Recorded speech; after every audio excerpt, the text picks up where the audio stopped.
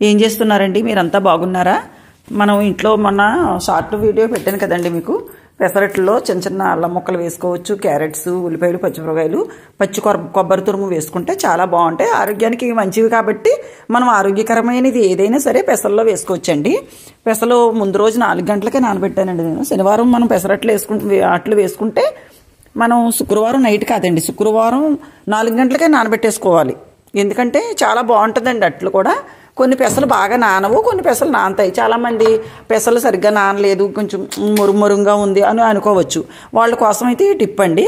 ఈరోజు మధ్యాహ్నమే పెసలు నానబెట్టుకుంటే అట్లయితే చాలా క్రిస్పీగా, చాలాగా మీకు బియ్యం కూడా ఏమి వేయక్కర్లేదండి, ముందుగా నానబెట్టుకుంటున్నాం కాబట్టి. అప్పుడు ఈ 4 గంటలకు నానబెట్టిన ఈ 2-3 గంటలు కలుస్తుంది, మనకి నైట్ అంతా కూడా కలుస్తుంది. కాబట్టి పొద్దుడికి చూసారా పిండి అయితే ఎంత సాఫ్ట్గా ఉందండి.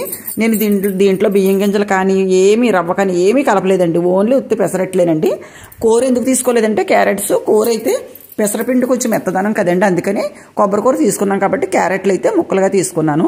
మొన్న మీకు షార్ట్ వీడియోలో చెప్పాను కదండి, దీంట్లోకి అయితే అసలు చట్నీ వేసుకోవాలని కూడా అనిపించదు. ఎందుకంటే అల్లం, పచ్చిమిరపకాయ ముక్కలు, క్యారెట్ ముక్కలు, కొత్తిమీర, కరివేపాకు, మనకి ఆకుకూర ఏదైనా కావాలంటే కొంచెం ఆకుకూర కలుపుకోవచ్చు, జీలకర్ర, అన్నిటికంటే ఇంపార్టెంట్ కొబ్బరి తురుము అండి. చాలా టేస్టీగా అదిరిపోతుందండి. ఇవన్నిటితో తింటుంటే మనకు అసలు చట్నీయే గుర్తురాదన్నమాట. చట్నీ చేశాను నేను, అల్లం పచ్చడి, కానీ చెప్తున్నానండి మామూలుగాను. అల్లం కరివేపాకు పచ్చడి చేశానండి నేను, అవి వేసుకుని తింటాము. మనం ఇప్పుడు కార్తీక మాసం కదండి, చాలా చలి ఎక్కువగా ఉంటుంది. మనం దాన ధర్మాలు ఎన్నో చేసుకోవాలంటారు. మనకి శక్తి ఉంటే చేసుకుంటాం, శక్తి లేకపోతే ఏం చేయలేం కదండి. మనం ఎంతవరకు చేసుకుంటామంటే మధ్యతరగతి ఫ్యామిలీస్ ఎవరైనా సరే కొంచెం మామూలుగా ఎవరికైనా దాన ధర్మాలు, బట్టలు, ఇంట్లో మామూలు మనం బట్టలు వేసుకున్న బట్టలన్నీ మంచి మంచి బట్టలు ఏమన్నా తీసేసిన పక్కన పెట్టేసుకుంటాం కదా. చిరగలేని బట్టలు ఎవరికైనా ఇవ్వాలని చెప్తున్నారు గురువులు, అదిని అలాగే అందరికీ తీసుకుంటాం. ఇంకొకటి ఏంటంటే ఇప్పుడు చలి ఎక్కువగా ఉంటుంది కదండి. పాపం పేదవాళ్ళు చాలామంది రోడ్ల మీద ఎంతోమంది పడుకుని ఉంటారు కదా. చాలామంది పేదవాళ్ళు ఇల్లు వాకలు లేక, అన్నాలు కూడా లేక అక్కడక్కడ గుళ్ళ దగ్గర, అది చాలా బాధగా అనిపిస్తుందండి నా మనసు అయితే. పాపం వాళ్ళందరికీ కూడా మనం శక్తి కొలది, అంటే మనకి ఆర్థిక ఇబ్బందులుగా ఉన్నాయి, ఏమి ఇవ్వలేమన్న పరిస్థితిలో కూడా మనం ఇచ్చేది ఉంటాయండి. వాళ్ళు కప్పుకోవడం నిజంగా ఎంతో బాగా ఆకలిగా కడుపు నిండా ఉన్నవాడికి మీరు బిర్యానీ పెట్టండి, బాగుంది అంటాడంతే. అదే అస్సలు కడుపులో ఏమీ లేదు, 3 రోజుల నుంచి 2 రోజుల నుంచి అన్నం తినలేని వాడికి మీరు కొంచెం మజ్జిగ అన్నం కానీ ఏదైనా కొంచెం పచ్చడన్నం పెట్టండి. అమ్మ తల్లి నువ్వు చల్లగా ఉండాలమ్మా, ఎంతో కడుపు నిండా అన్నం పెట్టావు మాకు అంటారు. అలాగే మనం ఎప్పుడు కూడా కడుపు నిండా అన్నీ ఉన్నవాడు కాదండి, బాగా ఏమీ లేని పేదవాడు ఉంటాడు కదా, ఏమీ తినలేకుండా గుడుల దగ్గర అక్కడ ఇక్కడ పడుకుని 2-3 రోజులు అయిపోతుంది వాళ్ళు తిని. అలాంటి వాళ్ళకండి అంటే చెప్పడమేనా మాకు నువ్వు చేసావా అని మీరు చేశారని నన్ను అడగచ్చు. నేను చేశానండి.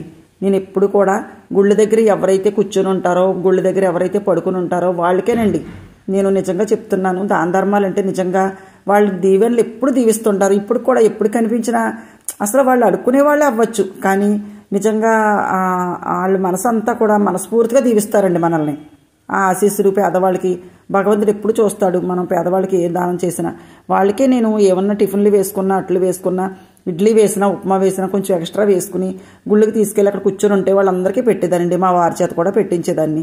ఆ పుణ్యాలు ఎప్పుడు కూడా మన బిడ్డల్ని, మన కుటుంబాన్ని ఎప్పుడు కాపాడుతాయండి. ఇది యథార్థంగా సత్యం అండి ఇది నిజంగా. అందుకని ఇప్పుడు చలికాలం కాబట్టి మనకి స్తోమత లేకపోయినా ఉన్నా ఎక్కువ శక్తి కొలది అక్కర్లేదు, కనీసం ఒక్క 200-300 దుప్పడే కొని వాళ్ళకి కప్పుకోవడానికి ఇచ్చామంటే ఈ చలికాలం వాళ్ళు ఇల్లు వాకలి లేక అక్కడ ఇక్కడ పడుకుని ఉంటారండి.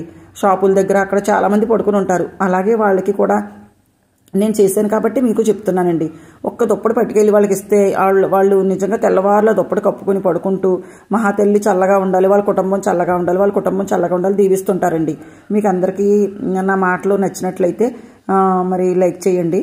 నేను కూడా అనుభవం మీద చెప్తున్నాను ఇవన్నీ కూడాను. ఈ వీడియో మీకు నచ్చినట్లయితే లైక్ చేయండి, షేర్ చేయండి, సబ్స్క్రైబ్ చేయండి, గంట సింబల్ నొక్కండి.